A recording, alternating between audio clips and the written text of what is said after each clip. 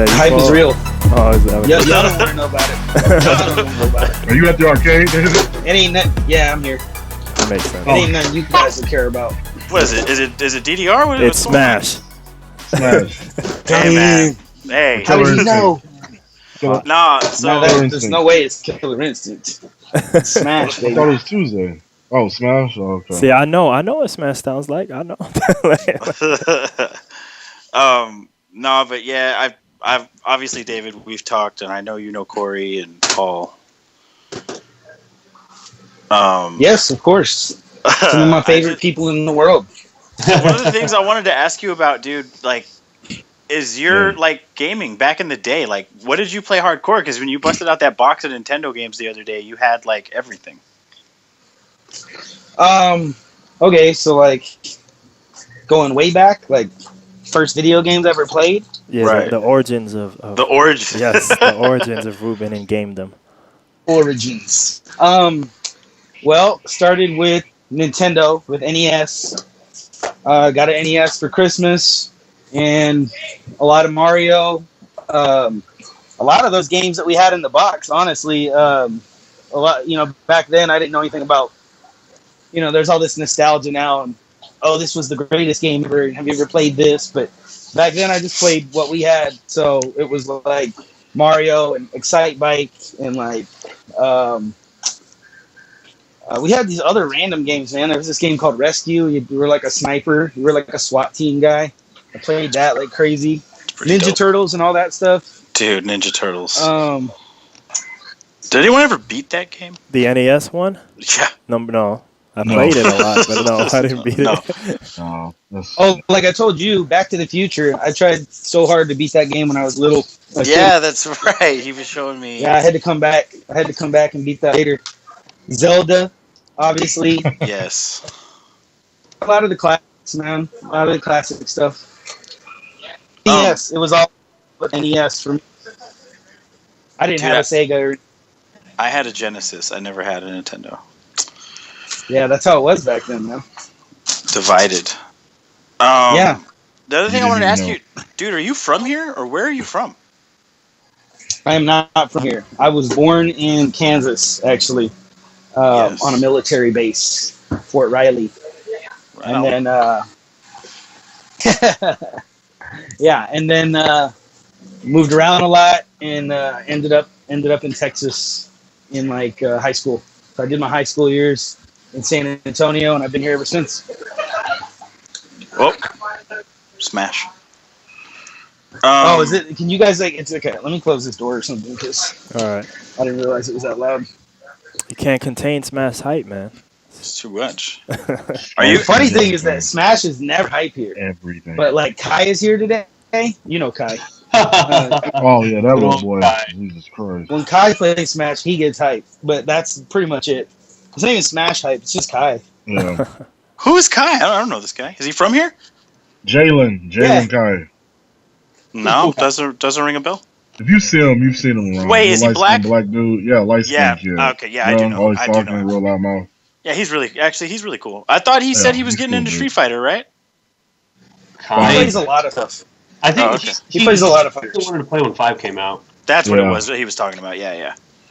I mean, he can play 4. Yeah. But That's what I heard. loses Yeah. just because he doesn't play. He's but, fine. Like he's not. He doesn't strike me as one of those guys who has the attitude of like, I'm just not going to play 4 until 5 comes out. Like, I mean, I don't think he really is aiming to be like that amazing or anything. It's just like, I'll play when 5 comes out, but 4's tapering off and whatever. And at that, if he wants to play at that level, like, sure. Yeah. He already knows what he's doing, so. So if no one has anything else, I just wanted to ask first and foremost, because I told my girl that we were going to be talking to you, and she was like, "Why did he open an arcade?" And I was like, "You know what? That's a good question. I don't know." Well, yeah, obviously that would be the main thing, because we got a bit of the origin story from Brandon. Yeah. But that was only a passe, because he had a lot to say on that one. But yeah. But Well, obviously, that is a good question. yes. I don't know, honestly, why we opened the arcade. Well, show over. And at this Let's point, go. we're in over our heads. We're sucked in. There's just no turning back at this point. That's pretty crazy, honestly. No, I'm kidding. I hate my life. Okay, so you want the short story, or you want the long version or the Oh, short it's the version? podcast, man. You hit us with the It's a long podcast. version. Yeah, we got Long time. We version, got time to fill, man. Go, Yeah. This is go the for it. long version. This is the long version. All right. Well, I started with the fighting games with Street Fighter. Street Fighter 2 was actually my first fighting game. Buddy of mine got it on, or was like telling me about it. Like I had a buddy back in the day that was like, I didn't have that many games and stuff, but like he was like a single child, like an only child, and his mom like bought him like everything, so he had like Oh, all yeah, I the want- cool stuff. Yeah. Yeah, and he had like Nintendo Power subscription, so like Oh, yeah. that kept us up to date, like on all the cool stuff. So like when Street Fighter was coming out, he was like, "Yeah, there's this game Street Fighter," and like he got me all hyped about it. So we got it. I like begged my parents for it. We finally got it, and then we started playing Street Fighter. But we were all like scrubs. We didn't really know, like we didn't figure out how to do like Fireball, like Hadouken. But other than that, like we didn't really know what we were doing, and so we played Street Fighter all the time. Like me, my brothers, sisters, and a bunch of my friends. And so it was whatever, Street Fighter. There was no internet. There was no tech. There was no Yeah. good players. I mean, I was like, I don't know, 9 or something. Never really checked the numbers, but I was really young. So 9, 11, maybe something like that. So I didn't really know anything about high level, fighting game stuff, tournaments, none of that.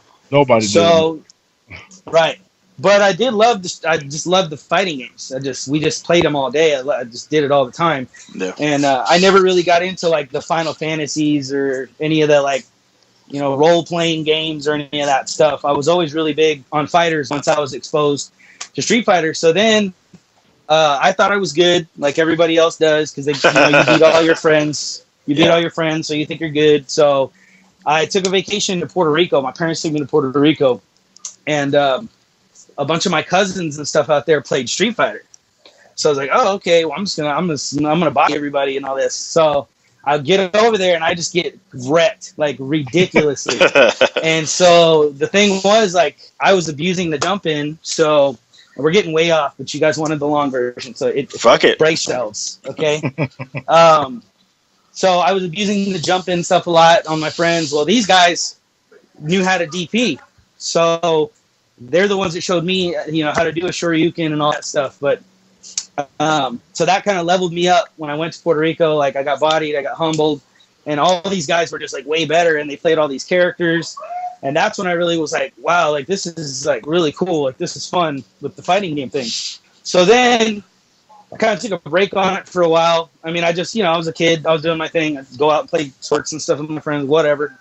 Well, then again, Nintendo Power comes along, and there's a Donkey Kong Country was coming out. Oh my god, that game.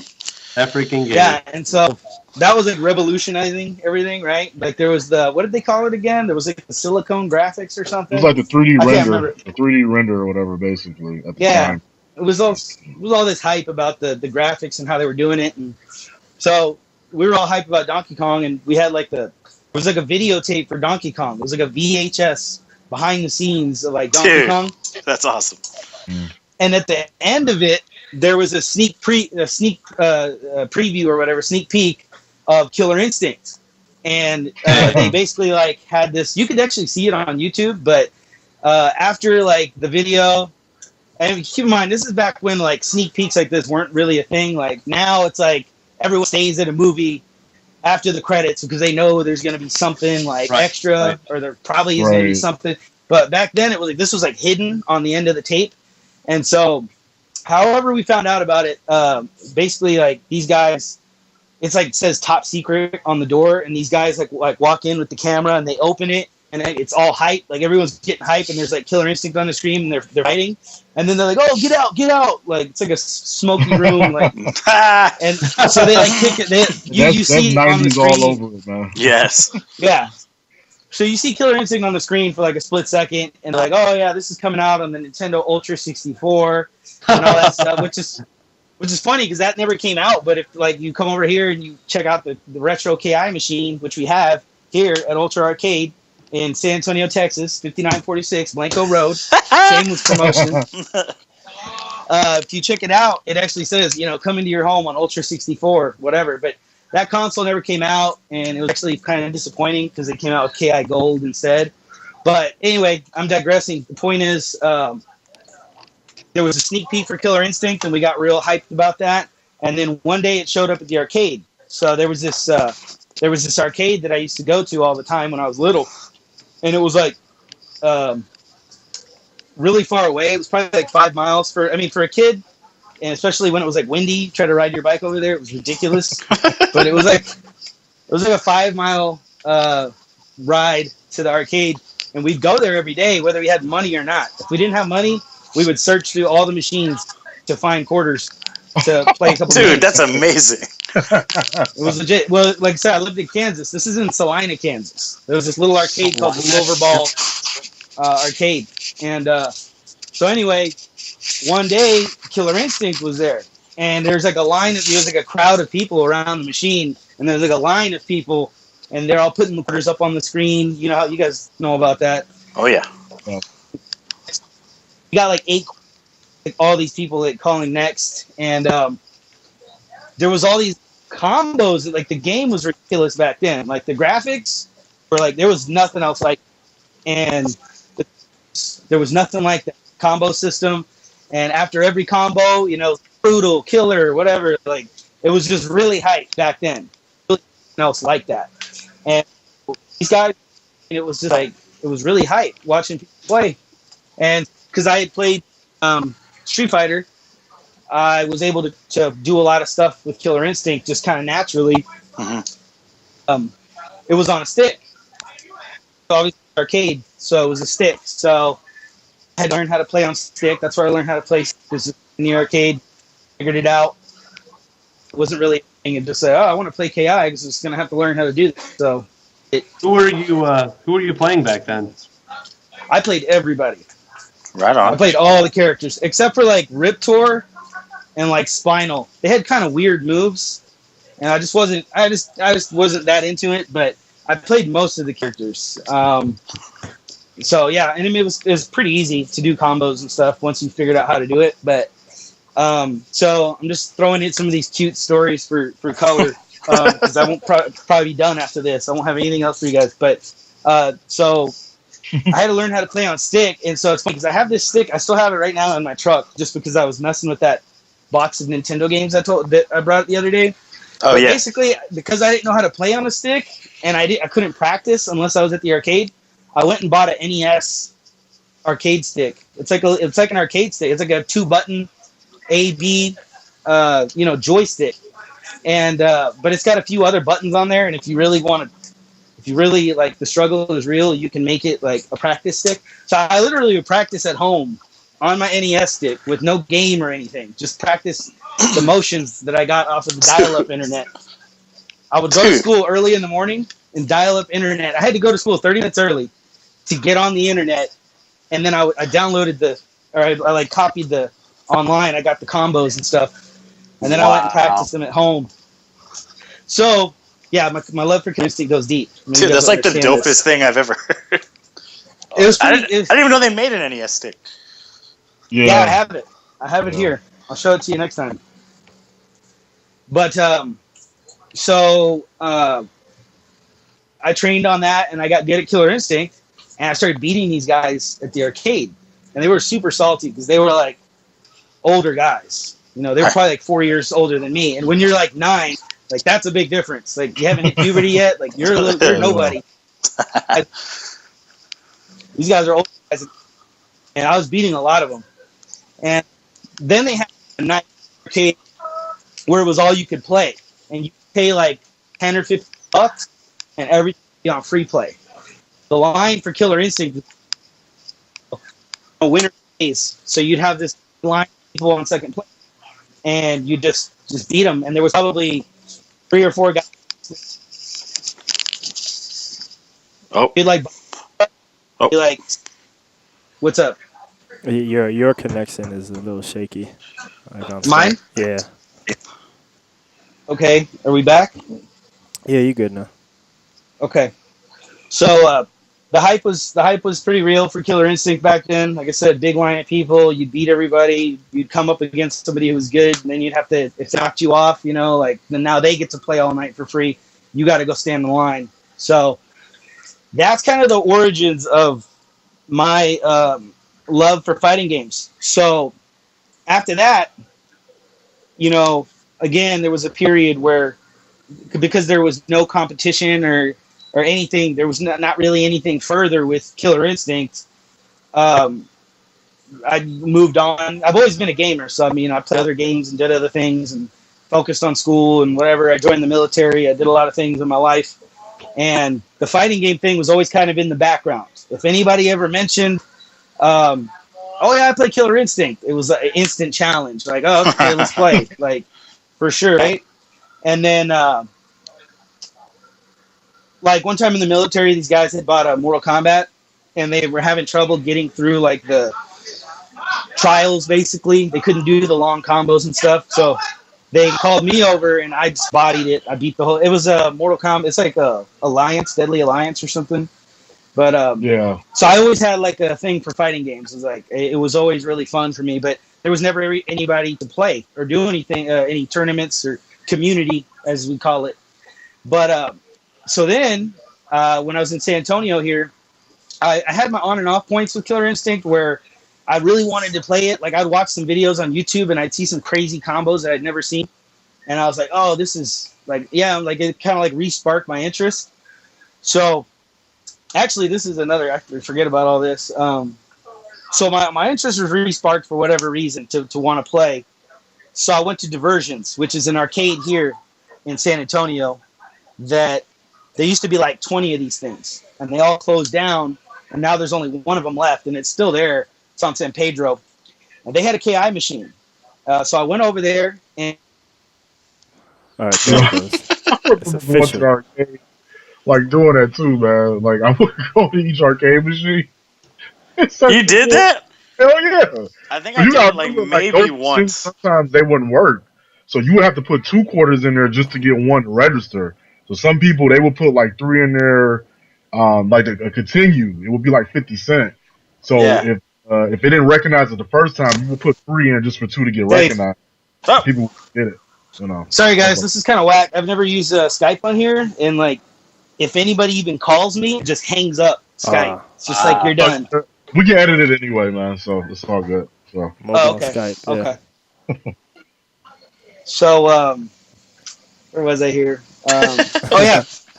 Diversions. So I went to Diversions. Yeah. Yes. I went to Diversions, and there's this guy on the KI machine, and I didn't really feel like playing. I hadn't played in a long time. I wasn't trying to like have matches at that particular moment. Plus, I was with my girlfriend and like her kid, so I didn't want to get like embarrassed, just get bodied. So he was like pretty good. I was watching him play. He was pretty decent. So I was like, I'm gonna wait for this guy to get off. I'm gonna shake the rust off, and then I might play somebody or whatever. Plus, you know, like sometimes you get on there and like it's got a bad stick or a bad button or something, and you're like, oh, well, this sucks. So I didn't want to just jump in there and whatever. So I waited. I waited like 30 minutes for this guy. And he was on the machine by himself. And we went around and played Pac-Man and whatever else and claw games. And finally, this guy gets off the machine. I waited another 10 minutes. I kept checking the machine, Nobody's on the machine. Okay, my turn to play Killer Instinct. So I go over there. And as soon as I put quarters in this machine, this guy comes around the corner. And I'm like halfway into my first match against computer. This guy comes and puts some quarters in the machine, and all of these people come out of nowhere and surround the machine. And if you've ever played KI, when you put some quarters into it, this like music comes on. It's the character select screen music, and it's really intense. It's and I was just like, for a minute, it was like brown, right? Yeah. Yeah. That's it. Yeah. And it goes welcome. And so this type out of nowhere, there's all these people, so my heart is like beating, and I'm like, I was not ready for this. Like I said, I was waiting 45 minutes just to play by myself and practice a little. So this guy comes out of nowhere and all these people, and I'm like, this is ridiculous. So this guy beats me the first match pretty convincingly. So I run it back. Okay. So this time it's down to the wire. Okay. I'll run it back again. I beat him this time. Like, we got a challenge now. So now it was just back and forth. We started playing, switching characters, whatever. Finally, like whatever, it ended for whatever reason.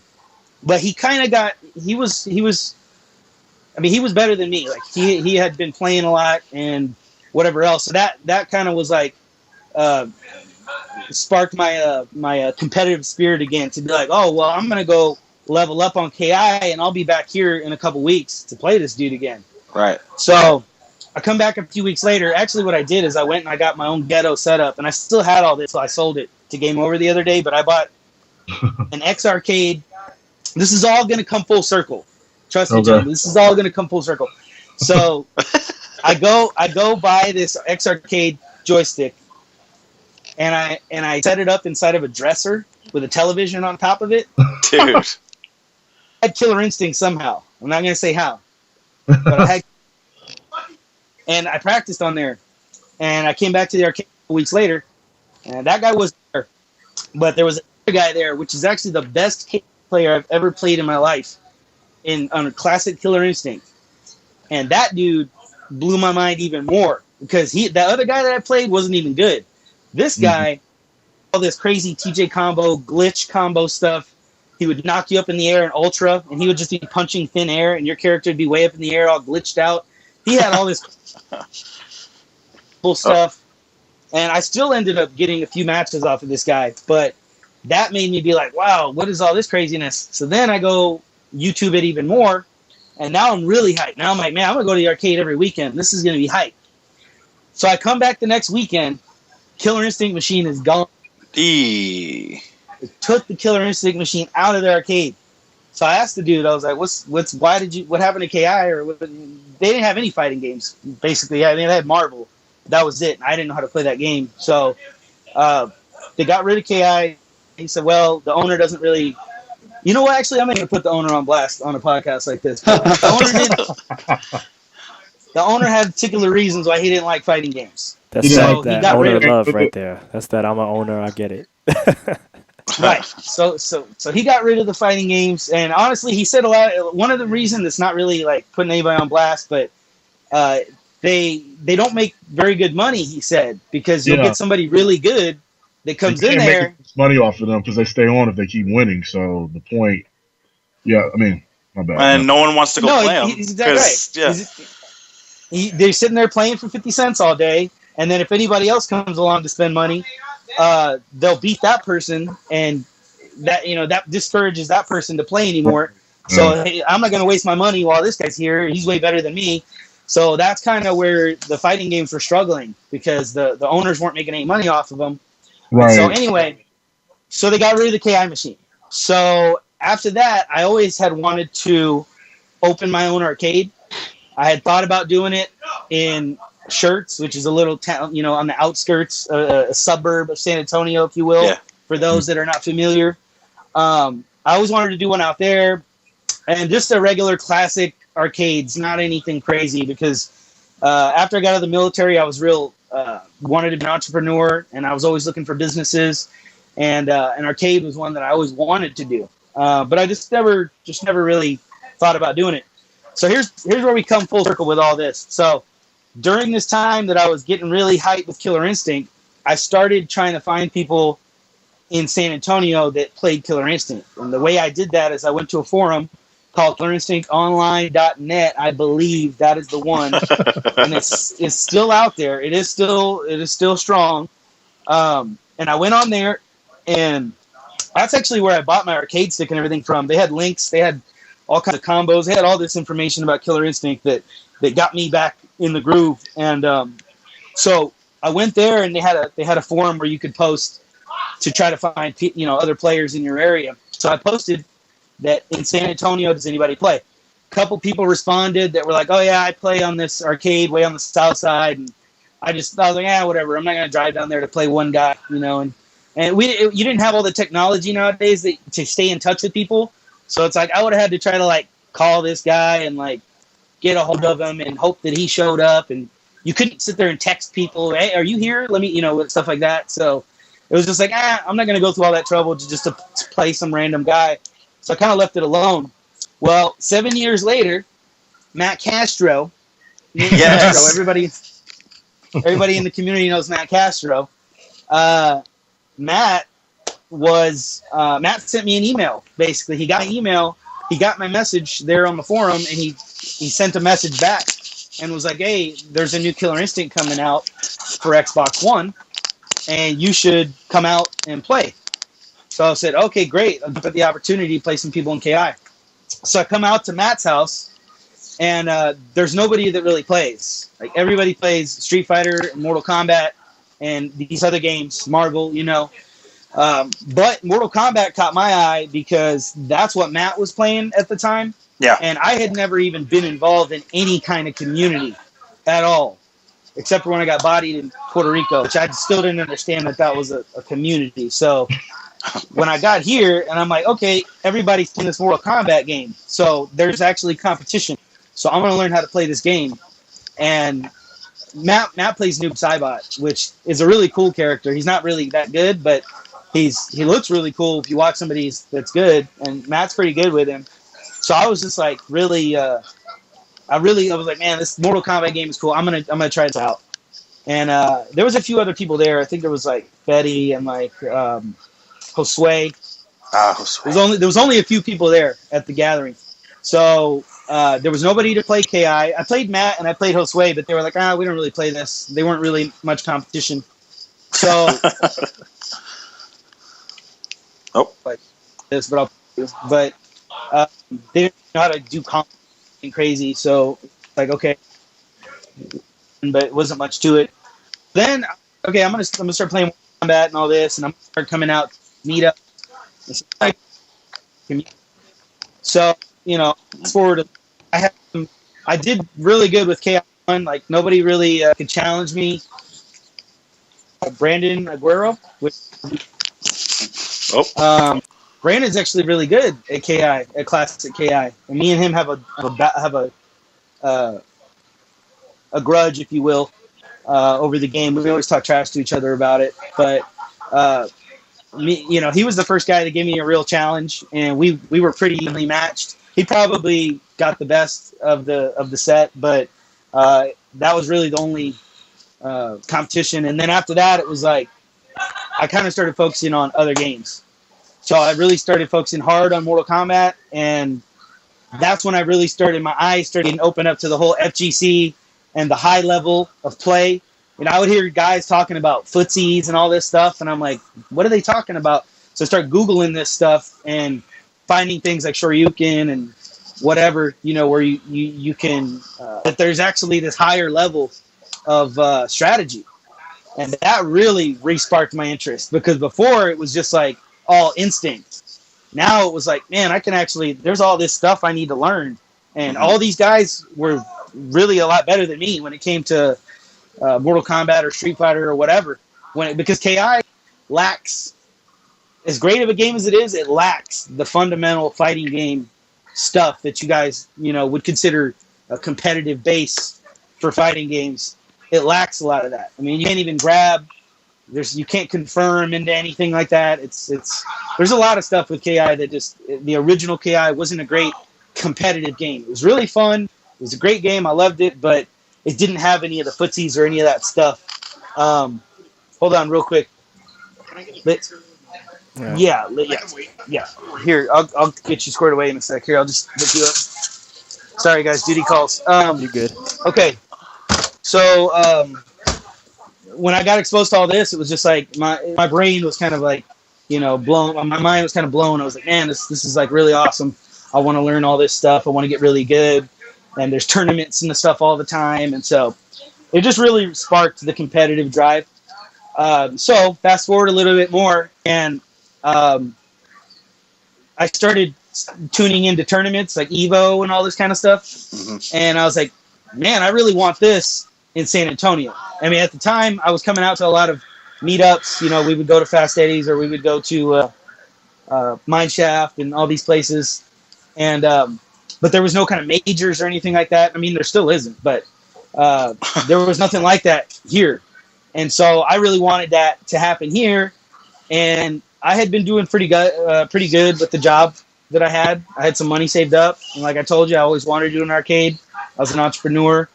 I've had several businesses in the past and into all that stuff. But I wanted to. What I wanted to do was a tournament. I wanted to do a big tournament, put some money on the line, and let's have Evo experience here in San Antonio.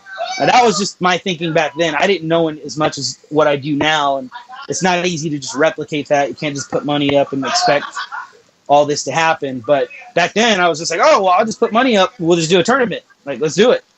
And so I approached a few people in the community, and nobody was really interested in doing it. And so I told Matt about it. I said, hey, man, I want to do this tournament. Well, you can run it. Matt was the only guy that I knew how to run tournaments. He streamed on his computer and stuff. He did all. I said, all right, this guy can do it. Whatever. Let's do it with Matt. So Matt's like, you know what? You need to talk to this guy. So he's the one that introduced me to Brandon. Okay. Oh, wow. So what year is this around? This was, it's coming up on 2 years. See here. So this is back in like 13, 12? Yeah. This was because Xbox One has been out for about 2 years, I believe, and this was 6 months before Xbox One came out. Because Matt, that's the whole reason Matt contacted me. Hey, this new Killer Instinct coming out, yada yada, Right. And so that's when I got into the community, and then by that time, a lot of you guys. I had met a lot of you guys because remember when obviously you remember when there was like 20 people crammed in Matt Castro's room trying to play. Yeah, I remember going there, and it'd just be like, knees to elbows and all that. See, because Corey was there. Yeah, I remember going through there and seeing you, whatever. So about that time was when I started bringing it up. That, hey, man, I want to do a tournament, and apparently you're the guy to talk to, so how do we do this? So we started looking around for venues, and it was really expensive, obviously. And San Antonio is not a very good town for it because the venues are really expensive because there's so many weddings and quinceañeras and all this other stuff, and people pay top dollar for venues. So for us to get a venue was a lot more expensive than most places. We couldn't find a good venue here near the airport that was going to do everything that we needed to have a major that was going to be convenient for players to be able to, do what they need to do. So we just started seeing how much money it was going to cost to do a major, and we eventually just came to the conclusion that we should do an arcade instead. We should do our own venue. We should do our own tournaments. Well, hey, what do you think about an arcade? How do you think that would work? And Brandon was kind of my eye, with all that stuff because I didn't know the first thing about the community. I didn't even know. I hadn't even shook hands with a lot of the guys, and I didn't know how an arcade like this would work. Would people come out to this? Is this something people are going to pay to do? Like, we didn't really know. So we started crunching a lot of numbers and, hey, if we get a space for this much and we charge this much, what can we do? So for a long time, we've looked at a bunch of venues that are, whatever locations that just were too expensive. They didn't make sense. We finally found this one. The price seemed to be something that we could swing. It was like kind of a leap of faith. The numbers were like, hey, if we don't get this many people coming in, we're going to start, we're going to be in the red. It's not going to be good. So we decided to take the leap of faith on it after talking to a lot of people in the community. Hey, what do you guys think? If we did a place like this, would you support it? And a lot of people gave us good feedback that, they would love us to do something like this. So I hate for my story to end, but I think this is where we're coming to the point where that's where we reached the logical conclusion that this is what we wanted to do. We had faith in it. We had feedback from the community.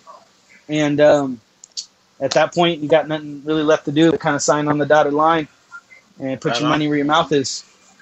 Right on. Dude, I'm trying to remember what we even did before Ultra Arcade. Where were we? Well, Mineshaft was a big one. Mineshaft, that's what it was. It was Mineshaft. It was this person's house.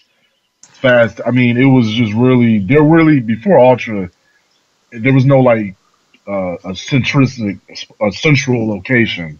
Yeah. You know, we had our different spots. You know, because obviously people come from the south side, they may feel, oh well, you stay too far, you stay on this side, or you know, it was always that kind of, you know, well I can't go because it just it was never like we would have a place for a little bit, but it was always something that just. I forgot why we stopped going to Fast Eddie's, man. Like we just stopped going there, and then we just migrated to Mineshaft. The Mineshaft, and we migrated to. I mean, it was like a herd, man. Just always moving from place to place. Said hobbits. Well, Matt's was always my spot, and also the mine Well, I shaft. mean, yeah, I couldn't always make it that's to what I'm mine saying. shaft. We were all. Everybody was just spread out, though, David. That's what I'm saying. Like I didn't Yeah. meet you until I would go to Matt, but I was only there because Matt was. Betty, obviously, he played Street Fighter as well, but he played Mortal Kombat. Some of the other Street Fighter players would go to Matt's house as well. Because the first time I met you, I knew you as a MK player, you know, MK player, but I didn't touch those games. So it was like, all right, cool, you know, what's up, you know, just keep it Right. But, yeah, like you said, some people had Davids. Well, everybody kind of had Davids. It was just like I said, we were all as like a community really like spread out, man. Like, Yeah. Greg's in the chat and he mentioned David's old apartment before. Hey, that was the best. That was the before I got kicked out. Those are like memories that'll never leave me. So I mean, for God's I missed out. Cause man, Yeah, dude. The funny thing is, I didn't know you yeah. were around back then. Like hearing that you went to Mineshaft, I don't. That's crazy. Yeah, like I said, I didn't even know you were around. I didn't know you were there. Yeah. But that's what I'm saying. Well, I didn't go to Yeah, I mine didn't shaft even- until Xbox One was released. Okay. I think Because I once remember that KI time was period. out, I mean, I might have gone a few more times before that, but it was right in that time frame. And once KI came out, I started to my Xbox, the Mineshaft, and trying to get people into Killer Instinct. I think I remember So- that. Yeah. Oh, actually, I do remember you there a couple times. Yeah, I Yeah. used to have one of those mobile setups, the games, the little suitcase sentries, Yes. whatever they call them. I played Betty- on your setup once when the game first came out, and I think Betty or someone was trying to show me how to do a combo, and I was just like, "Fuck this! I can't do it. I don't know what's going on." But yeah, I think I do remember that. Yeah. That's So weird, that though. was, but my main spot was at Matt's, just because it was Monday nights was not always the best for me because I was working at the time, a job that Monday wasn't very good for me. So Matt's was always on like Friday, I think. So I would go on Friday, and plus, like Corey said, I was playing more Mortal Kombat at the time, and it was that's where most of the MK guys would Y'all go. were stacked up in there, man. I mean, Right. it was way more MK dudes than Street Fighter. Didn't they used to do like tournaments at Matt's? Well, yeah, they would do it at his house. They would Yeah. run the tournament. It was everything at Matt's house. And he used to stream them. Oh, yeah. too. Oh, for real? Yeah, he streamed them They would stream everything every Yeah. Friday, I believe. Every Friday. Yeah. We used to get AC3 will come Yeah. out to Matt's house, baby. I didn't That's where until Matt posted. He literally, I mean, he stayed like walking distance from me. I mean, like I had no idea he was within that distance of me. So that's why I started going to his house. Literally like a 2-minute walk, man. I mean, it was Hey. right up the street, No. Alan that was Caesar. your own backyard. Yeah, he actually. It was funny because he came out. My first conversation with that guy was he's like, "Yeah, this guy punched me in the face and blah blah blah." He just got back from that tournament where he got into an altercation. He got his ass whooped. Give me 1 sec here, guys. Let me here throw that on there. Here you go, dude. That's hilarious. The Smash guy comes up to me with an arcade stick and he's like, "How do you work this thing?" Yes. Yes. Got no end on it. He had no end on the board. Plug it in. That was a joke at Evo when the melee guys won pads. They won Mad Catz goat sticks, you know? Yeah, I They remember were like, what do I do with this? I guess I should play Street Fighter. Dude, and the Persona guys didn't even get one. Oh, really? You know? Wait, they gave sticks to Smash Top 8? Yeah, Yes. that's a Evo thing. Well, not top 8, top 3. But Or yeah. top 3, right, yeah. Yeah, Oh, that's Black. great. Limited edition gold fighting sticks. That's yeah. amazing. But yeah, dude. So the mine chef. Oh, the one thing I wanted to ask you, I'm sure the other guys have stuff and whatever, but I wanted to ask for the longest, How do y'all go about picking the machines that are in there? Like what games we want to have? Yeah, Well, it's because kind of Brandon will just say stuff like, "We're gonna have RoboCop," and then it's just there, and I'm like, are they searching for specific games, or do you guys just see what's available, or? yeah, it's kind of a treasure hunt or whatever you want to say. Scavenger hunt probably is more appropriate. Yeah, just constantly looking for machines and trying to get a machine and get it into good shape. And sometimes you get a machine like Gauntlet that we have, and we're gonna have Gauntlet, and we haven't been able to get it working. We've tried all Drag. kinds of stuff. Yeah, we've had our tech look at it. I don't know how many times, and yeah, it's gonna be working this week. And then he gets here, and actually, I tried what I thought was wrong. It's not working, and I've got to order this part, and it's gonna take like months. That's one of the problems with these retro machines. The parts sometimes are hard to get a hold of, or they don't even make them anymore. So it's really hard to even get them working. I would imagine, yeah. That sucks. I can only imagine like the logistics or something like that. Just to say, you probably have to network because that one machine is halfway across the United States. I mean, logistically. Jesus I Christ. never thought about that. Like about you have to do maintenance on the machine. Like, who do you even fucking contact? You know what I mean? Like, that sounds like a pain. It's there's a lot of stuff that's really expensive, or it's just really hard to get done because you can't order the parts. And there's been a lot of Destiny stuff that Destiny Factor. Me and Brandon have started to call it that. Things just happen to work out. So that's a lot of the reason that we have faith in what we do. Things just always seem to work out somehow. And we've come through a lot of things through the community.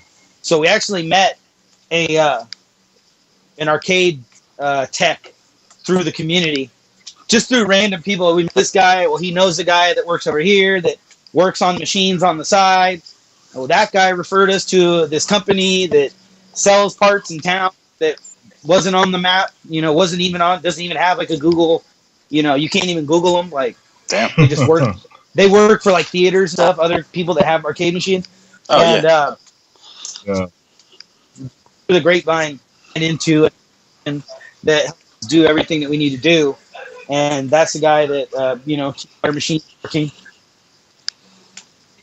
The instinct machine right now that is not working. Al, thank you.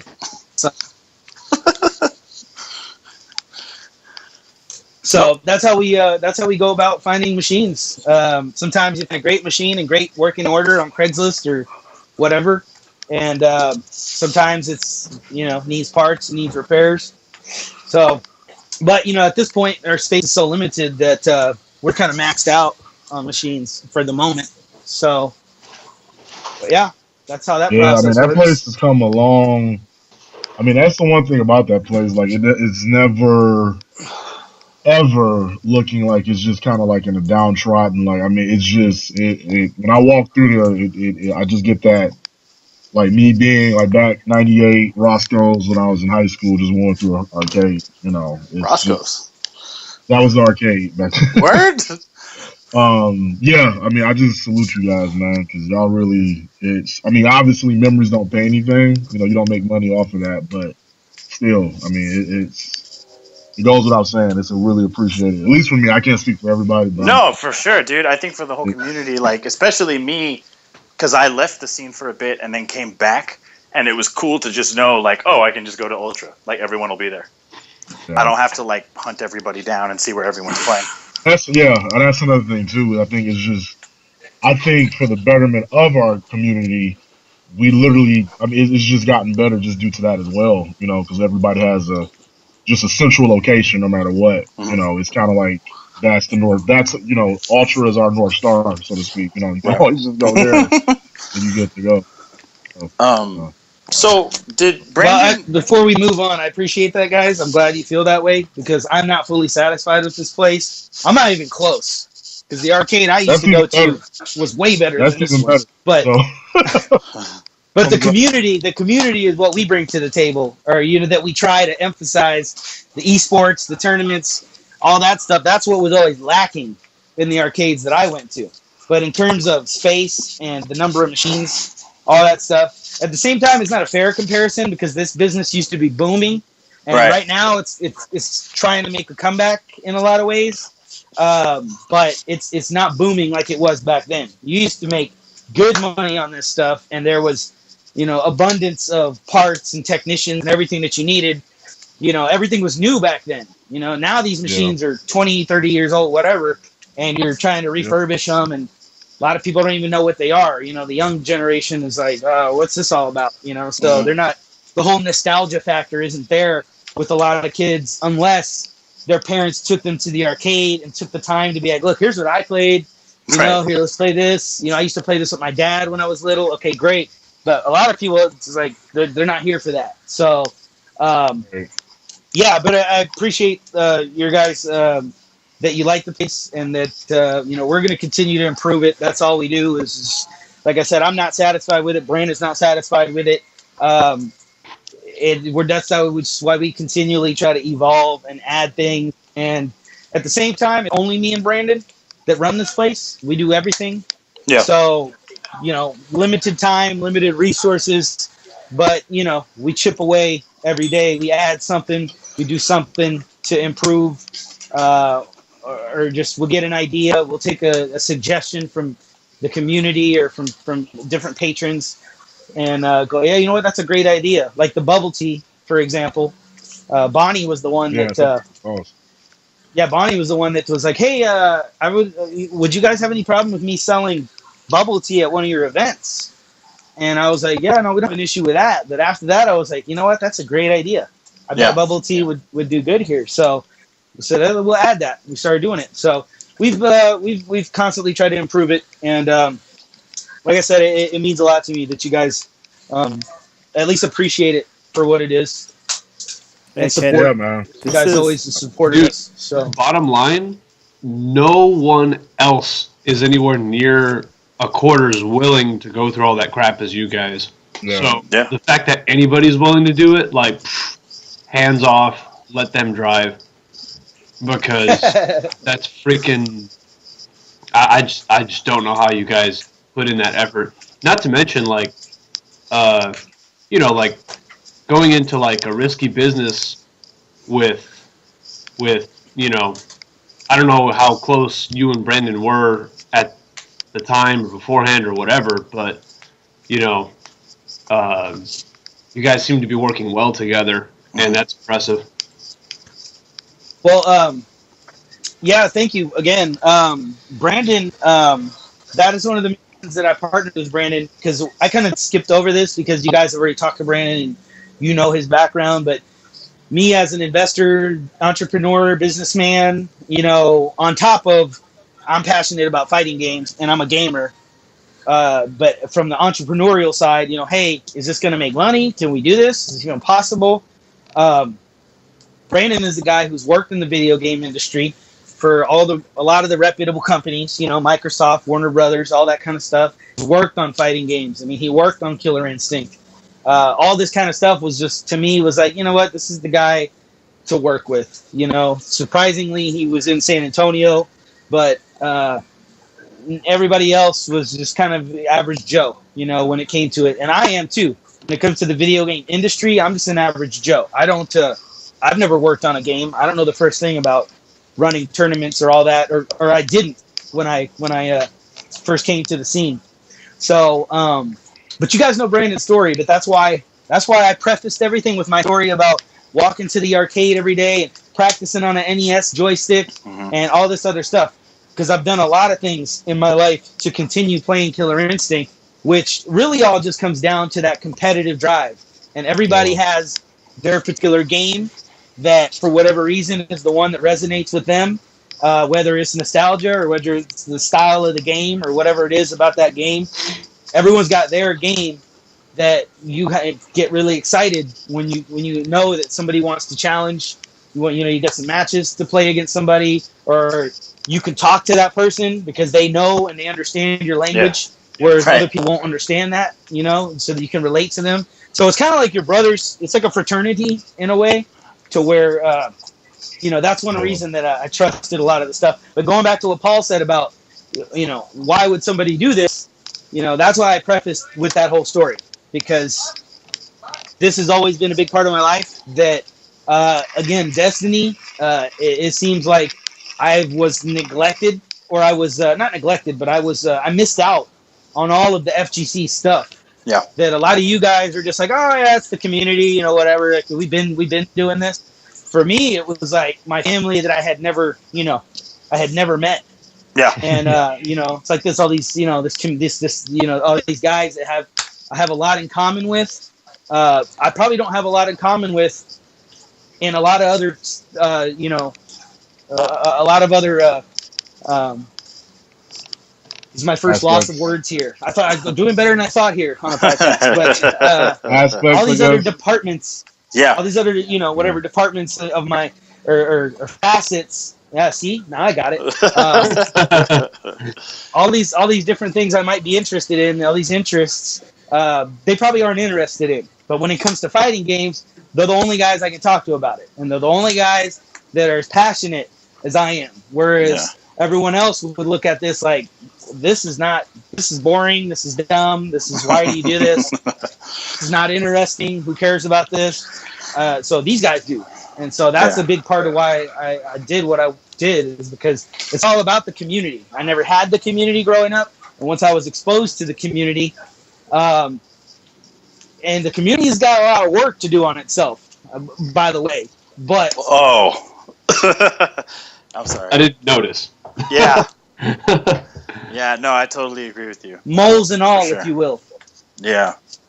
I think someone else that can identify with it, and so that's why, to answer Paul's question, how we did what we did.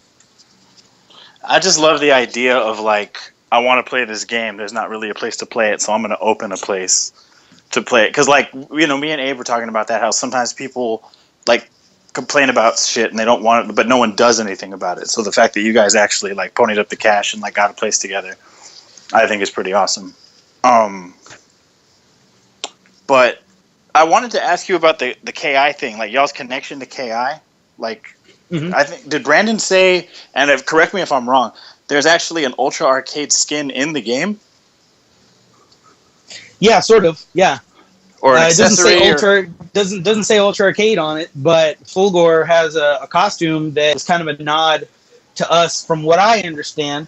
Right. And it's basically got our colors. He's got like a Tron looking outfit. It's black and white, and it's this Brandon's here. Everybody, hey Brandon. Hey Brandon. Everyone says they love you. Who's that? It's a podcast. It's David and all these guys. Oh shit! I'm sorry, guys. What's up, man? And Paul, and I love him. David and Corey and Paul and Abraham. And Abraham. He loves you. He's like, screw Abraham. Loves you guys. Actually, because he looked down at my phone and it only lists like a few names and then it trails off. Yeah. So he was just like, tell these guys. So no, but the reason I asked was I was kind of, because you guys seem to be like really tight knit in that community. Like you guys are kind of the front runner when it comes to that game. And I was wondering how that came about, like with you sponsoring guys and really becoming heavy, like in the KI scene. Okay. I want to say one thing too first before I jump into that, because you made a comment about how you like the fact that we don't just complain, we took action and whatever. And that's another reason that I worked with Brandon, because like I told you, there was several people in the community that I approached about running a tournament, and I also approached them about opening an arcade, and they didn't want any part of it. So Brandon was the first guy to go, yeah, let's do this. Yeah, we can do this. Let's do it. So he was the first guy to step up to the plate and do it. So I'm glad that you mentioned that. But anyway, so as far as KI goes, the costume thing, that's what I've been, that's the rumor. I've never talked to anybody personally about it. Brandon is the connection to all the Microsoft guys and stuff. So, but from what I understand, that costume is a nod to us. They kind of just liked our colors and our design, and they're like, oh, that's kind of cool logo. Like, we should do something off that color scheme, basically. So, and Fulgore obviously is Brandon's character. I mean, not that he, you know what I mean. That's his favorite character. His main, right? Right. That's his main, all that kind of stuff. So he loves Fulgore, and so it's Fulgore's outfit. So that's kind of even more of a nod, Yeah. So that's how that went. But as far as the game, we just want the same thing for our game that all the other games have. And now a lot of the guys in the community they won't give other games a chance. Yeah. And great, I'm that person. He's been open to a lot of things. And I'll defend Smash to the FGC because I know people hate Smash, but I don't. I think it's a great game. People I think on this show hate Smash. It's the same. That's great. Everyone's their opinion, but nobody on this show has a better community than the Smash community has. Hey, you can't argue that. He's right. No, I mean they show up in numbers. You can't. You'd be a fool to say otherwise. So I mean. And so I don't have anything against any of the games. I like all the games. I like the challenge. It's almost like having a new challenge because once you get good at one of them, you can lab that all day and try to be the best guy in the world. But I like picking a new game up and being like, oh man, I am terrible at this game. I have to do all this practice to get better. I like challenges. So I've always wanted to play all the different games. So with Killer Instinct, first of all, KI is a great game. I don't know if you guys have played it, but it's an amazing game. They did a great job on it. It is so much better than the other Killer Instinct. It's everything I have ever wanted. They haven't let me down yet with Killer Instinct. And so we just wanted to do the same thing with KI because we felt it was worthy, and it's the game that we love to play. And I just want to see guys like, I just want to see all the top guys playing KI. They don't need to quit Street Fighter. They don't need to quit playing any of their games. I just want to see the high-level matches happening in Killer Instinct. And we got some of that at EVO this year, and we got it at Combo Breaker. We got it at a few tournaments. But at EVO, there was some great competition, and there still isn't all the, there wasn't even close to the numbers that Street Fighter and some of the other games had. And so the top 8 was great. It got it caught a lot of people's attention. And it was a great moment for us at EVO.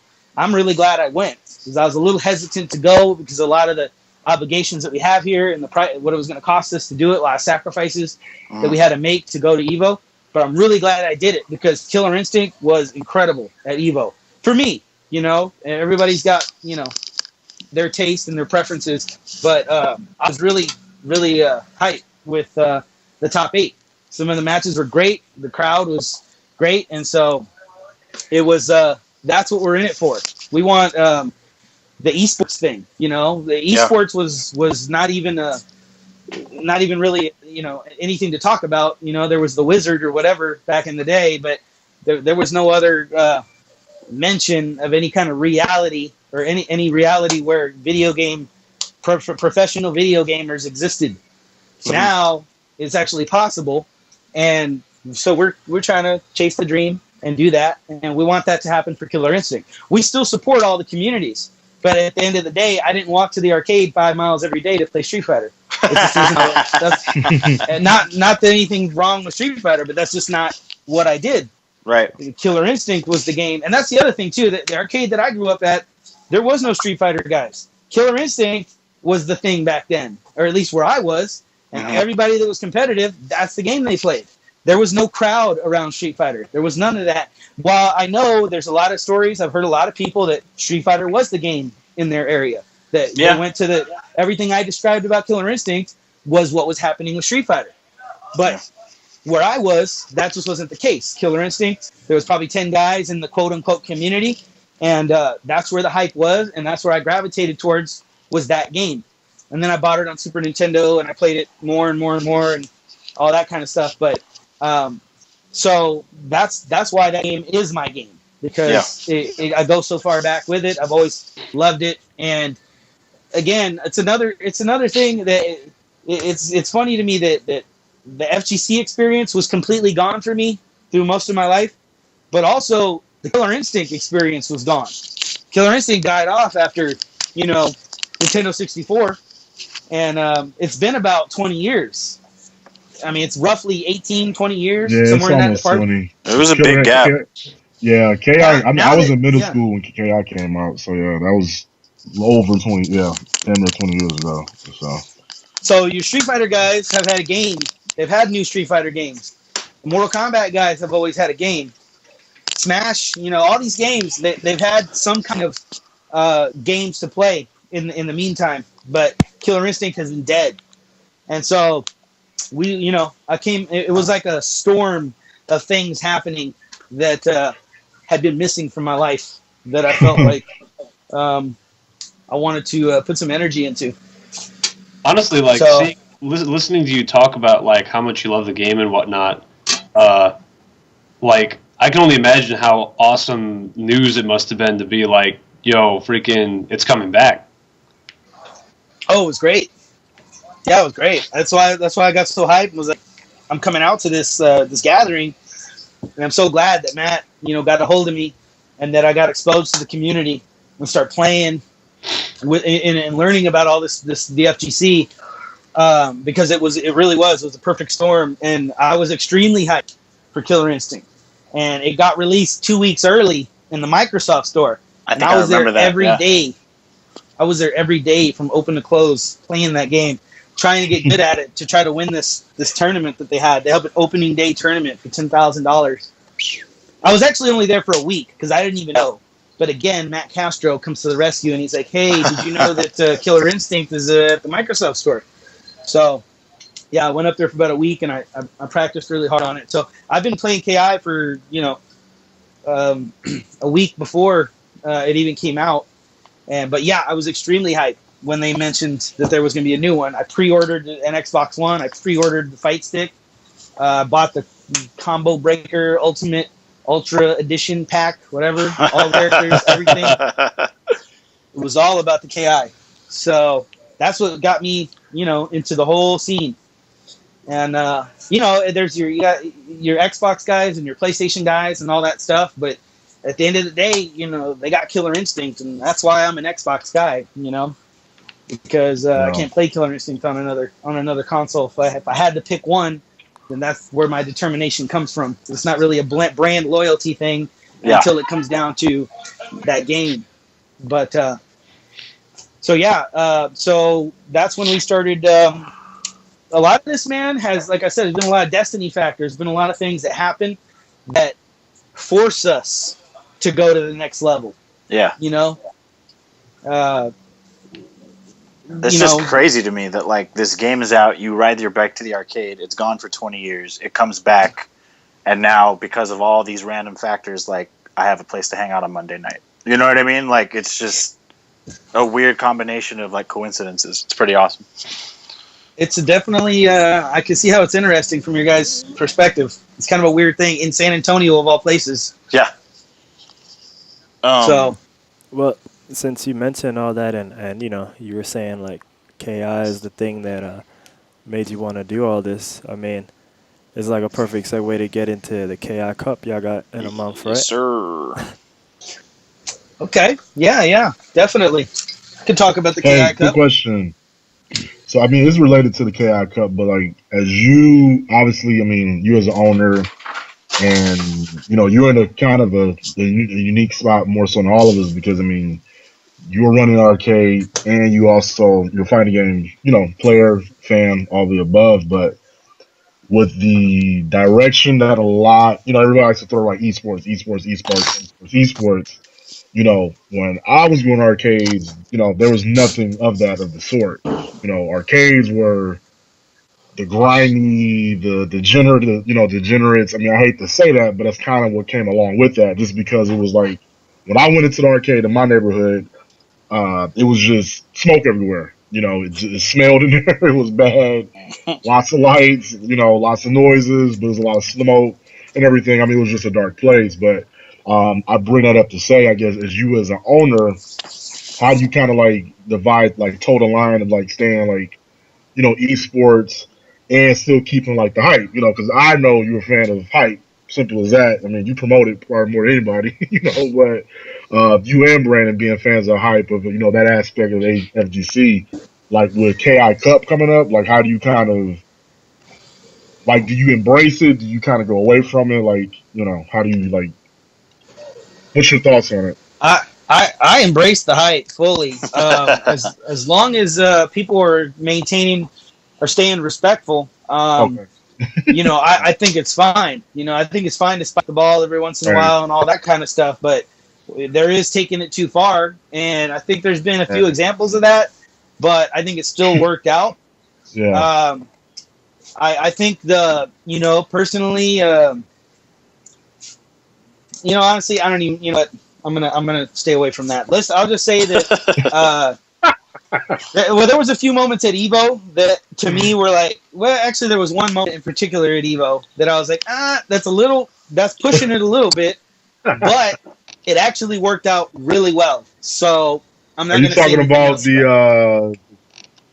about it. I mean, if you won't, I will. The shirt incident. Are you talking about that with Well, Punko? since you brought it up, Corey, that's not the one I was talking about. All right, To be maybe well. exact, there was another one, but Oh, there's to another focus one. on that Okay. one, yeah, I thought that was a little risque. Yeah.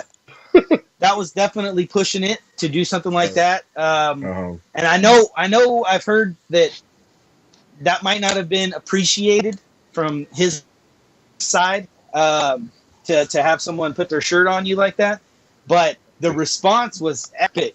It was Right. great. Yes. So it's hard I'm torn on that. But the more esports we get, we do have to understand that we're trying to be professional here, so we have Right. to act professional. And Yeah. if you want to do that, there's going to be a consequence. I mean, Yeah. there's a lot of professional athletes that do things that they shouldn't be doing, but there's a consequence, and they pay the price. And everyone goes home at the end of the day, and we all wake up, and life goes on. So, but we don't want anybody popping off too crazy. We don't want anybody, you guys know what the inappropriate stuff would be to do. Yeah. Don't do anything Yeah. inappropriate. You can get hype. I don't mind. I'm not going to say anything official right now because being that some of the sponsors that we're involved with, they have certain standards, and obviously we want to adhere to those standards because they're the guys that can take us to the next level.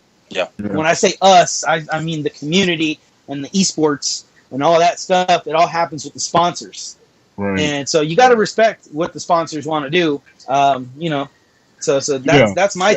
It is as long as the sponsors are Can't cool bite with the it. hand that feeds you, man. So Yeah, I'm going to be cool with a lot of stuff that the sponsors aren't cool with, but we Yeah. can do that here. We can do that here off stream. We do a lot of it on stream, but none of it's crazy or anything. But as far as like getting hype and some of the language that might be used and all that kind of stuff, we're not going to be able to do that at the World Cup. Obviously, the announcers can't get hype like that. The announcers have to try to even stay just neutral. yeah, I mean, even You you know? mentioned in the stream. I mean, that was something I noticed that I haven't missed an arcade in a minute just due to like personal reasons. But when the last time I was there, just how the stream itself, like, I'm not saying that you guys didn't take pride in it before because that's not it at all. Not it, of course not. But I just noticed kind of a more of a attention to detail, so to speak. Like, hey, watch how you do this, or I remember when we did the monthly last month and just how Brandon was really just paying attention, how we did the segues between matches. Hey, when we're doing this, make sure you do. It was just like it was really impressive to me because I was kind of on the not the fence, but I just was me going there. I just go there and I enjoy going there. But it's like okay, like these dudes are really taking it serious. Just something as little as hey, when nothing is going on, make sure you have it on this screen. Because it is stuff like that if you want your brand to keep going and present a presentable package, so to speak, it's stuff like that that you have to do. And I thought it was really cool that he was taking the time to hey, stop doing that. Like, make sure when you do this, make sure this is happening. Really quick to kind of like getting our ass, so to speak. And I think some people were kind of taking like offense to it, but it was just like, nah, man, like if we're screaming this is how he wants it to be done. Yeah. You and Brandon like got it toe the line, man. It's as simple as that. But yeah, it was just something I noticed. Like, okay, like they're really just little stuff like that. I just Yeah. thought, No, that's very true, and I think there's a few cliches that can sum this up better than I ever could. So, if you're going to do something, do it right. right, exactly. No. And with great success comes great responsibility. Now, I'm not saying that Yeah. we're a great success yet, but we've had some success, and there's been some responsibility to come along with it. So if we want to continue doing all the esports and we want things to happen how we want them to happen, we got to toe the line, and we got to respect what the sponsors want to do. So we try to do that the best we can, and we've done a lot to the stream. A lot of it thanks to the community. You know, a lot of feedback from the community. Me and Brandon are not streamers. We never streamed. We had to adapt, and you know, this is another one of those things that's been sort of forced upon us, or not necessarily even forced, just a necessity that we had to go. Look, we have to do this. Like this is part of it. If you want to be successful, you have to do this. So we started focusing more on the stream, and guys like Roger. Hold on one sec, guys. Can you holler at Brandon? Yeah. Can you help him? Thanks. So, yeah, guys like Roger that have sort of tutored us or mentored us on streaming and different suggestions and different troubleshooting, because the stream is probably the most frustrating part of this whole operation. The stream is great, but the stream is very unreliable, you know, in a lot of ways, and you have to know how to diagnose it. It breaks down all the time, and you've got to be able to go, oh yeah, you need to do this. So it's simple fixes a lot of times, but if you don't know what's going on, it's very frustrating, very especially when you got everybody there for tournament and everybody wants to be on stream, and they're all waiting to start because the stream, you know, so all this stuff. So this is all stuff that you know, again, was a necessity, and just came with certain responsibilities that we had to toe the line. And we're very serious about getting the esports status, you know, or just growing esports in general. That's the dream for everybody, I think. I mean, I don't want to speak for everybody, but if you're going to spend your time all day doing something, you should get paid for it. You know, that's the whole. I mean, you kind of have to do that. There's certain things that you can do, and I mean, this isn't an art. You can't, you know, at least I don't think it is. Maybe I'm foreseeing something here, but I don't think you can sell your videos of yourself playing video games and go, I'm an artist. Here, pay me lots of money to watch my videos. There has to be something, and I think what it is at the FGC is the spectacle, the competition. People love to see, you know, people fighting. People pay lots of money to watch people fight. You know, it's a virtual fight. It's still a battle, and it's more entertaining than a chess match. So, you know, we got to do what we got to do to elevate our, you know, our art form, if you will, to the level that we want it to be, so that guys can get compensated to spend as much time as it takes to put on that kind of spectacle for people to watch. So, I'm getting long-winded, but I'm just going to cut myself off. No, you're good. This is awesome. I think Abe, I mean, I know Abe brought up KI Cup. I got to be honest, I don't know a whole lot about it. I mean, I don't know a lot about the event, or I think I saw a post that you guys had Maximilian coming out. Could you maybe just talk a little bit more about like what that is and all of that? Okay. So you ain't heard nothing about it, huh? I mean, I know it's happening. You don't know nothing about the KI World Cup. He speaks for him. He speaks for I speak for me. Yes. I do. I'm sure there's going to be people listening that don't. I'm sorry. I don't. Yeah. I mean. No, I'm just joking around. Nobody. I mean, a lot of people don't even know that Killer Instinct is even a game. So these are guys that played Killer Instinct, and they don't even know there's a new Killer Instinct. So I mean, there's a lot of promotion that needs to happen. With that, the main thing that happened is, I know, like you said, you're with Xbox One because it just ended up on that system. And maybe when it comes out on computer next year, that might even the playing field. I know I'll probably get it there on computer. I know Corey was thinking about it. Yeah, that's true. Yeah, that is definitely a big factor. PC, everybody's been talking about that. Yeah. Then the crossplay too. I do agree there. So. But you know, we do a lot of stuff, and it's hard to promote. It's not always easy to get people's attention, especially when you're a different brand. You know, try coming out with the new soda and go, hey, everybody, forget about Coke. Here's the new thing. Yeah. It really is hard to you know, penetrate the market, or whatever you want to say, make a presence for a new brand like that. So, you know, we're starting slowly. There's a lot of money on the line for us, but it's not really a lot of money in the big scope of things, especially with some of the bigger developments that have been happening recently. So that's again where we need support from sponsors so that we can stay at the same level that the other games and the other platforms are at. But as far as the Killer Instinct World Cup, we decided that just looking, you always as a business. Not to say it's necessarily a business, but anytime you do any kind of venture, you always want to look at the competition. And it might not even be the competition. I mean, if you're a great guitar player, you might want to study some of the great guitar players so that you can get inspired. And we just, from all the studying that we've done or all the exposure that we've had and the different feedback that we get from people, and just brainstorming and trying to figure out how do we get people to interested in Killer Instinct and to see the same thing, or how do we reinvigorate the people that do know about Killer Instinct? And there's a lot of them that come in and go, oh yeah, I love the old game, but I don't really like the new one. And the new one is great, but there's this learning curve. There's a steep, there's a steep learning curve in the FGC. Period. It doesn't really matter what game that you're playing. You're gonna have to put some time in. So there's a few barriers to entry for the FGC, but I think once it's a big enough spectacle, people are going to start going, yeah, this is something I would like to participate in. But so after all that, kind of pondering all this kind of stuff, we decided if it's going to be a league, if it's going to be competitive, we got to give people an incentive to play all year rather than just, hey, there's this tournament for money.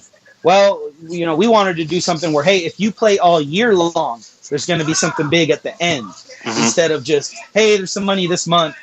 If you want to try to play, or if you're already good, you come to this event, you're going to have to fly out, you're going to have to XYZ. But if we can do something that's going to get everybody focused for the year and give them an incentive to practice and practice and practice so that they get entered into something that's a big deal. And so I was telling this to Brandon, and he goes, well, yeah, I mean, that sounds a lot like some of the other tournaments that, that I didn't really know about because I haven't had the exposure to the FGC over the years. So he said, yeah, there's a few other events that they do it like this and they do it like that. And so we put our own thing together because nobody else was going to do it.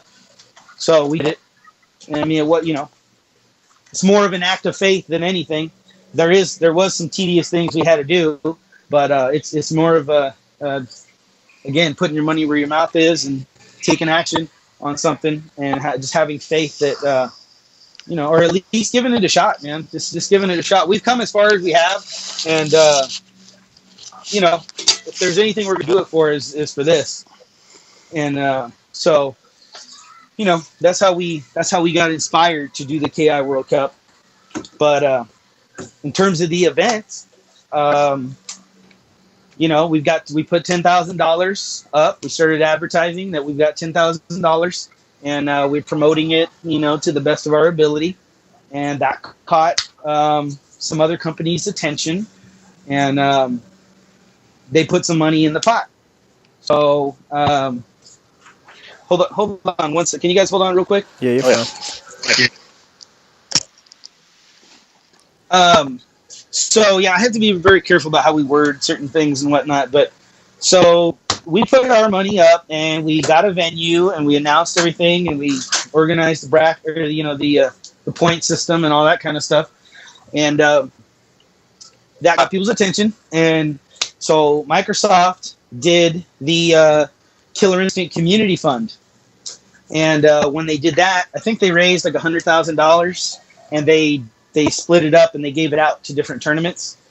And so they gave $20,000 of that to us for the tournament, for the pot, obviously. So now the pot is $30,000, and you qualify. You got to qualify for the event. You go to different sanctioned events that have agreed to do what they have to do to become a sanctioned KI World Cup event. Then if you go to that event and you place, you earn points to enter the World Cup. And so, the top, honestly, I'm not sure what it is right now. We've changed it a few times. I think it's the top 64 It's a 64-man bracket, if I'm not mistaken. It used to. I know we were talking about doing 32, and then we changed it, and we've gone back and forth about it. But I believe it is a 64-man bracket. But regardless, that top number of players, whoever has the most points gets entered into the World Cup, and then we have a few other instant qualifiers. If you win a combo clash, you're instantly qualified. And there's some last-minute qualifiers. So if you show up at the event and you win the last-minute qualifier, you're entered into the event. So there's a lot of different ways.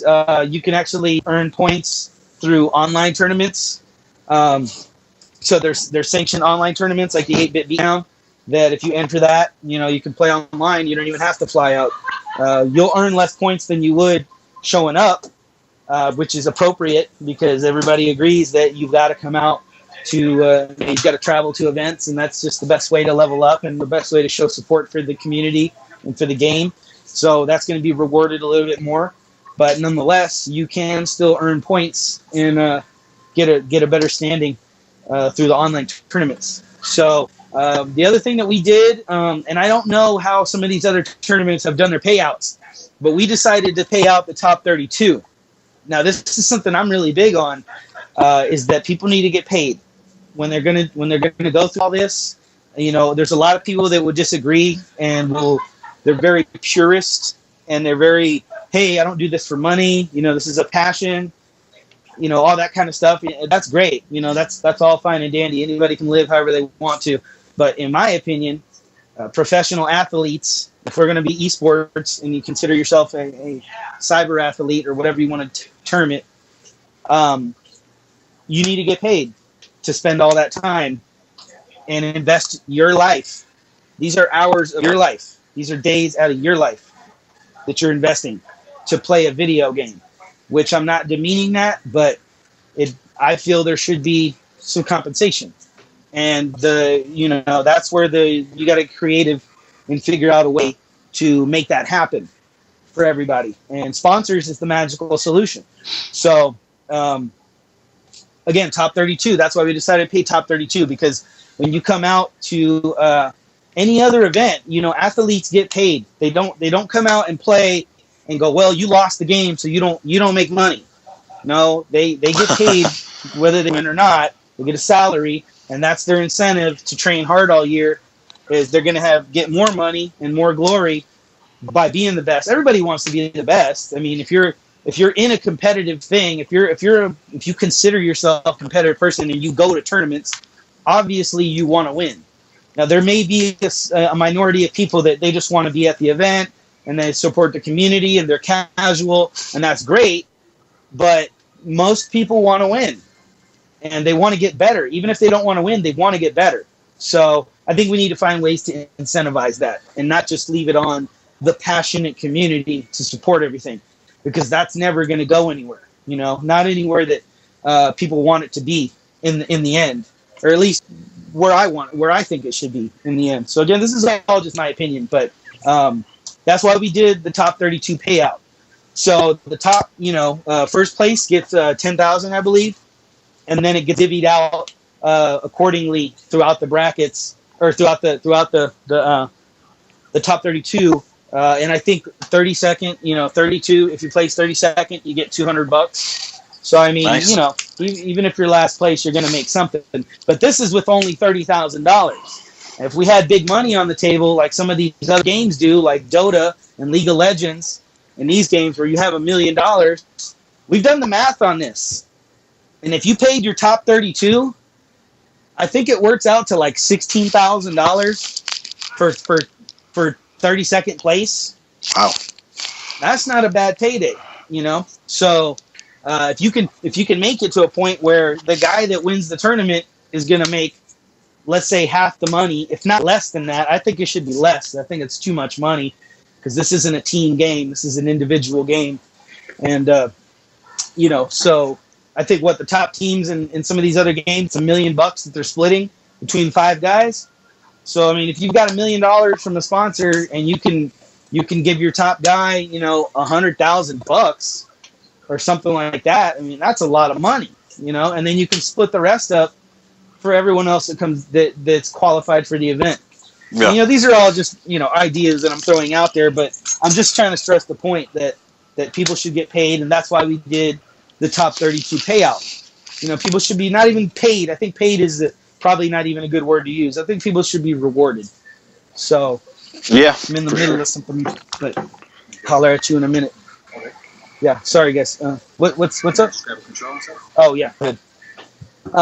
So anyway, I mean that's most of what's coming to my mind. Do you have any specific questions about the World Cup, or Well, how did I mean ya? it's going to be here at San Antonio? Yeah, I know. I know that one. I don't know if David knew that, but I know that one. But how did y'all work about getting Max? Because I think on the tweet I saw, it says it's actually gonna be streamed on his channel. Well, Max has always been a big supporter of Killer Instinct. There's been a lot of things that, like I said, happened just because they happened along the way that we never foresaw, we never planned. So Max, I was actually a big fan of Max before any of this stuff. I mean, he wasn't even in the picture. But when Killer Instinct was coming out, he did the reaction video. I don't know if you guys have seen the Max reaction video. I watched that like 10 times. It was so funny. Yeah, it was great. I'd never heard of Max before, but I was Googling Killer Instinct and whatever, and how Max's face is on some of the thumbnails, he's got like his eyes wide open and stuff. And so it's like Max reacts to Killer Instinct. So I watched it and it was hilarious. Yeah. And he starts going into how passionate he is about Killer Instinct. He's like, oh, man, I love this game. And at the end of the video or whatever, he's like, I'm crying. So he I remember that. He said, I'm fucking crying, is what he said. Yeah. But, so it was just hilarious, and I started watching his videos after that, and he would cover all the updates. Before the game came out, he would cover all the different things, and he always gives a really good breakdown on what he thinks about the game or what he's heard. He's got a lot of insider information from his connections. So I started watching his vids and stuff like that, and so later down the road, we had we thought we were going to be able to stream on another channel, and with a lot of exposure, and that fell through. So when that fell through, we were brainstorming, and I think actually it just kind of came about between Brandon, because we just wanted Max to be at the event because he is such a big fan of Killer Instinct, and he's a well-known guy, and he's a good commentator and host, and he's a very well-rounded guy. So he was brought up just okay. So so Max was really just brought into the conversation as a guest, or a possible host, commentator. We got a lot of guys on the list for people that we want as commentators or for different positions like that. So that's how originally that came about. And I think just through conversations and him finding out kind of what our situation was, I don't want to be accurate here because I wasn't part of that conversation, but I think he might have just said, hey, well, I'll stream it on my channel. So it just kind of worked out. Awesome. We may have possibly asked him, will you stream it? But either way, we knew that he was hold on a sec, Matt Castro. Sorry, guys. I do have to interrupt for Matt Castro. That's fine. Even? Okay, cool. I'll holler at you in a minute. He's the one in your story, dude. So I understand. He's the guy. Yeah. Yeah, dude. His house was like the womb of Ultra Arcade. Like it was born there. So, is it Inception? Is that the proper word? I don't even know. It's a good movie, regardless. Yeah. Yeah, it was a great movie. But did you say great or terrible? I missed that. No, I said it's a good one. That's a good. I love that movie. Hans Zimmer did the soundtrack. Yeah, it was It's good. amazing. But yeah, It was good. But what was it? The Rick and Morty episode that was Inception. That was hilarious. But I don't know if you guys saw that. But I've yet to see that show. it's pretty funny, man. But they did like a little parody of Inception. It's pretty good. But anyway, where were we there? Max. Yeah, so Max giving his stream. Exactly. So Max, he came on board at some point, but we were pretty confident about it because Again, he is very passionate about KI. He covers everything that has to do with KI. Any new developments, any new characters, you'll definitely see Max making a video about it and covering it. So we were pretty confident that he would like to be involved somehow. And then it just kind of developed into that he was going to stream it. And so I think that works pretty good for us. I think the original channel we're going to stream on, I think Max has a lot more pull than that channel does, a lot more viewers. So it's another one of those things that just kind of worked out. Exactly. And it's just another guy that's passionate about KI that's, exactly, more Destiny. Yeah, Max gets like 5K. I'm sorry right there, but Max gets like 5K for anything he streams. I've seen him get close to 10 on like certain DLC nights for Killer Instinct. Dang. Right. And he's got tons of subscribers and followers on YouTube and you name it. So he's just the perfect guy for the job, and we're glad to have him on board. And, glad that he's got us on board, if you will. That probably is the right way to say it. But so we're glad to have to be a part of it and have him working with us. So it's great. So yeah, that's how Max came about. I think. Well, I don't know about y'all, but that was all I had. I don't know if. Yeah, I mean, I was leading into KI to the KI Cup to end it there, but I don't know if you, any of y'all, Paul or Corey, if y'all got any more for him. I don't have any specific questions. No. All right. Well, Corey fell asleep. What happened, Corey? He left. He had to go. No, he's there.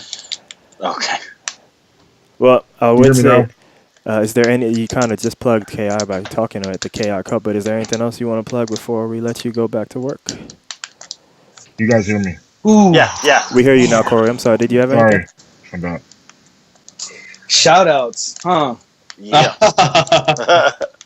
What do you know? Man, I got to shout out anybody that has supported us. I'm going to get as specific as I can, but I know people always forget somebody on the shout-outs. Oh, it's inevitable. So if I forget you, it's just an oversight on my part, but we are very appreciative to anybody who has supported us in any kind of way, from local guys coming out to our events to sponsors, people in the community that are not local here supporting us in a variety of ways, like Max, for example. There's been a lot of other people at Microsoft, people at other companies. So obviously big shout out to Microsoft and Iron Galaxy and everybody involved with Killer Instinct for kind of making our dreams come true in a lot of ways, helping us, giving us that spark to do a lot of the things that we're doing. Really, a lot of it just probably wouldn't have happened without Killer Instinct. So at the end of the day, that's just how it worked out. So we got to give a big shout out to everybody involved in Killer Instinct. I don't care what you did on the game. Thank you. Good job. Love everything in the game.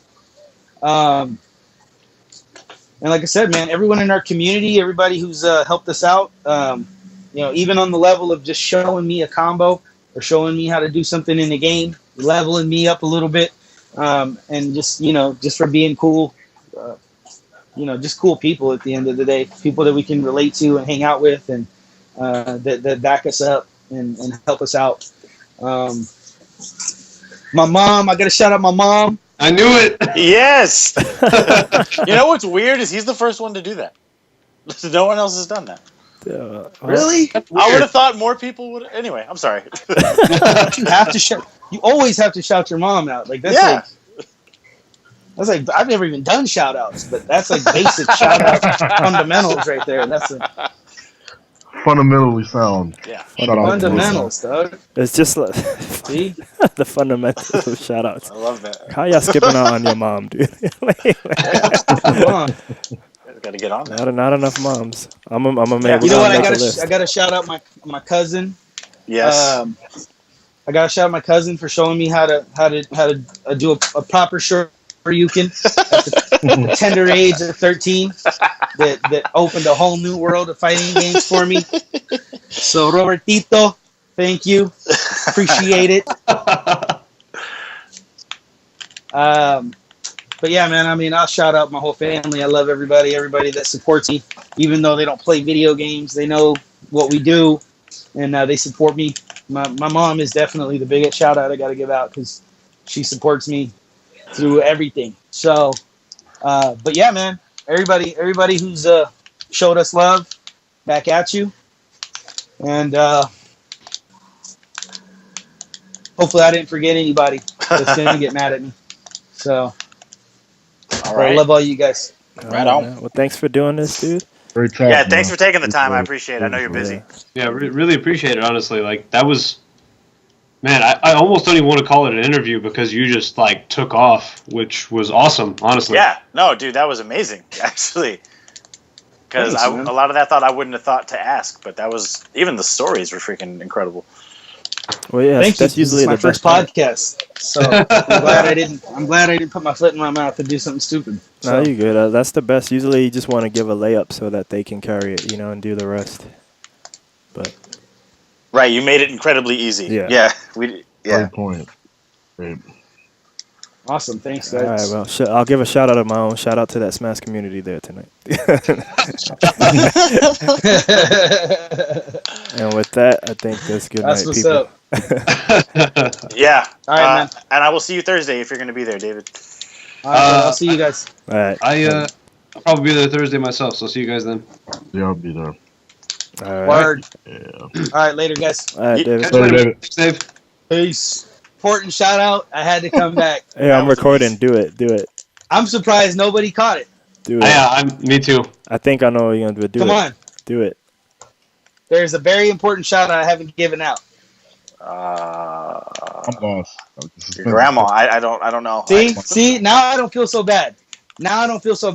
Because I have to shout out my partner, the mighty Brandon Yeah. Alexander. Oh, That's wow. the one. That was the one. I didn't see that. That was the one. Oh my gosh. You Yeah. see how this I is? figured- You see this? Yeah, but I never talked about how much I love Brandon and all the wonderful things he's done, and how a lot of people don't know everything that he has done. And I gotta give my. Here he is. He just walked in the middle of it. I'm giving you a shout out. He's all happy too. I was sad when I got off because I was like, I forgot to shout out Brandon. It's over for me. So Microsoft's like, he's done. yeah. But yeah, a lot of people don't know all the stuff that Brandon does behind the scenes. He does a lot, man. He sacrificed a lot, and we both have. Me and Brandon have both sacrificed a lot to do everything we do. So, like I said, a lot of people don't know everything he does, and the sacrifice he's gone through, and the passion that he has for the game, for the community in general, and just a lot of the just none of this would have been possible without Brandon. So I'm very glad, or very thankful that I was able to meet up with Brandon and become good partners and do everything that we've done. Like I said, none of it would have been possible without him. So we all owe him a big debt of gratitude, the community, fighting game community. And so, yeah, much love. And thank you to Brandon, the mighty Brandon Alexander. For sure. So that's it, man. I'm All done. right. Take it easy. I can sleep. Later, D. All right. Later. All right.